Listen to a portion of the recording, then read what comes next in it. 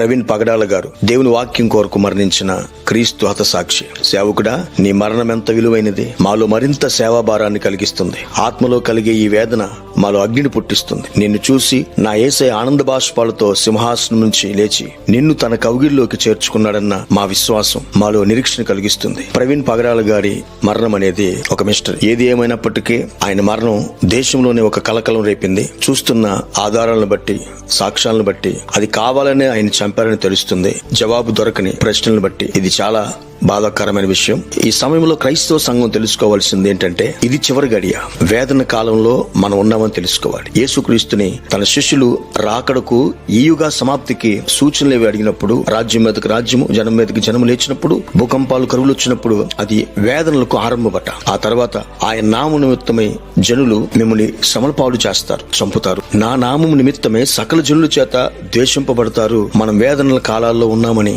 ఈ సంఘటన చూస్తే ఈ వాక్యమే గుర్తొస్తుంది. ఇది సిద్ధపాటు కాలం. ఎప్పుడు ఎక్కడ ఏం జరుగుతుందో తెలియదు. అయితే ఏ క్రైస్తవుడైనా, దైవజనుడైనా దేనికైనా సిద్ధపడి ప్రభు రాకడ కొరకు ఆకాంక్షతో ఎదురు చూసే అనుభవం కలిగి ఉండాలి. క్రీస్తు కోసం హతసాక్షి అవటం అనేది ఎంత భాగ్యమో ఇది ప్రవీణ్ పగడాల గారికి దక్కింది. ఇది అందరికీ దొరకని భాగ్యము. ఇది దేవుడు పిలుచుకున్న ఒక పిలుపు, ప్రత్యేకమైన అభిషేకం. ఇది సిద్ధాంతాలు, దర్శనాలు, పిలుపులు వేరు కావచ్చు, కానీ నిజదేవుని నమ్మే విశ్వాస విషయంలో మాత్రం మేమందరము క్రీస్తు జత పని వారమే.